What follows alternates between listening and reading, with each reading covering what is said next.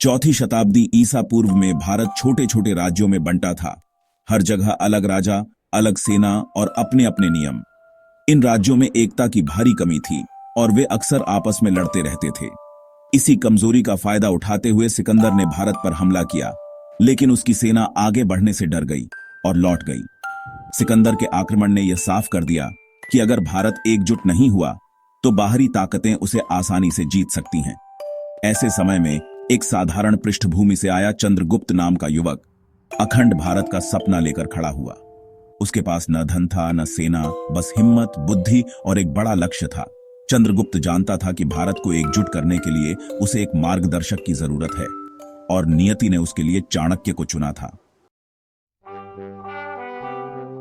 तक्षशिला के महान विद्वान आचार्य चाणक्य, जिन्हें कौटिल्य भी कहा जाता है, मानते थे कि भारत की दुर्दशा का कारण मगध का नंद वंश है। मगध का राजा धनानंद क्रूर और अहंकारी था, जिसने चाणक्य का अपमान किया। चाणक्य ने प्रतिज्ञा ली कि जब तक नंद वंश का नाश नहीं करेंगे तब तक अपनी शिखा नहीं बांधेंगे। चाणक्य को चंद्रगुप्त में एक महान सम्राट की झलक मिली, एक किशोर जो नेतृत्व और न्याय में निपुण था।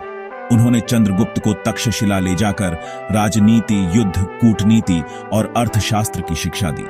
गुरु शिष्य का यह संबंध केवल ज्ञान का नहीं, बल्कि एक साझा लक्ष्य का था, नंद वंश को हटाकर एक न्यायपूर्ण साम्राज्य बनाना। चाणक्य की रणनीति और चंद्रगुप्त की वीरता ने भारत के इतिहास को बदलने की नींव रखी।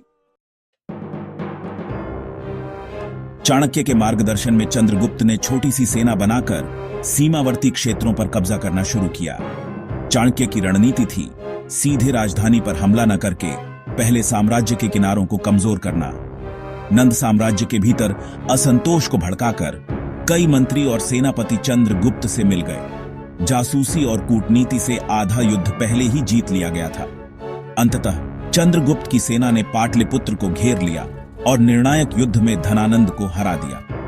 322 ईसा पूर्व में चंद्रगुप्त मौर्य मगध के सिंहासन पर बैठे मौर्य साम्राज्य की शुरुआत हुई। यह केवल सत्ता परिवर्तन नहीं, बल्कि न्याय, व्यवस्था और एकता की जीत थी। सम्राट बनने के बाद चंद्रगुप्त ने अपने साम्राज्य की सीमाओं को सुरक्षित करने का लक्ष्य रखा। सिकंदर की मृत्यु के बाद उसके सेनापति सेल्यूकस ने भारत पर हमला किया, लेकिन अब भारत एकजुट और शक्तिशाली था। चंद्रगुप्त की सेना ने वीरता दिखाई और सेल्यूकस को समझ आ गया कि भारत को जीतना असंभव है। हार के बाद सेल्यूकस ने चंद्रगुप्त से संधि की। पूर्वी अफगानिस्तान, बलूचिस्तान और सिंधु के पश्चिमी इलाके भारत को मिले। बदले में चंद्रगुप्त ने उसे 500 युद्ध हाथी दिए। इस संधि को मजबूत करने के लिए सेल्यूकस ने अपनी बेटी का विवाह चंद्रगुप्त से किया। यह भारत का पहला अंतर्राष्ट्रीय विवाह था। मेगस्थनीज जैसे राजदूत भारत आए, जिससे भारत और पश्चिमी दुनिया के संबंध गहरे हुए।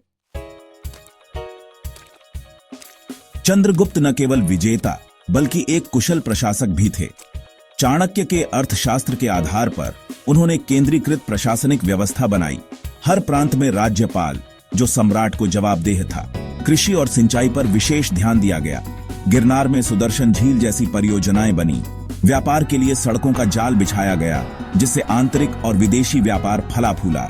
कानून व्यवस्था के लिए न्यायालय और गुप्तचर विभाग बनाए गए, जिससे अपराध बहुत कम हो गए। एक विशाल संगठित सेना तैयार की गई, जो साम्राज्य की रक्षा करती थी।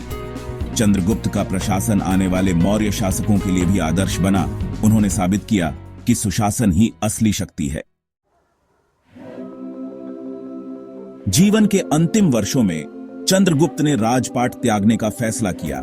जैन संत भद्रबाहु से प्रभावित होकर उन्होंने मोक्ष की राह चुनी। एक भयानक अकाल के बाद उन्होंने सिंहासन अपने पुत्र बिंदुसार को सौंप दिया और जैन भिक्षु बन गए।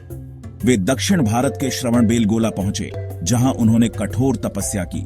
चंद्रगुप्त ने संथारा व्रत अपनाया, स्वेच्छा से अन्न जल त्याग कर जीवन का अंत किया।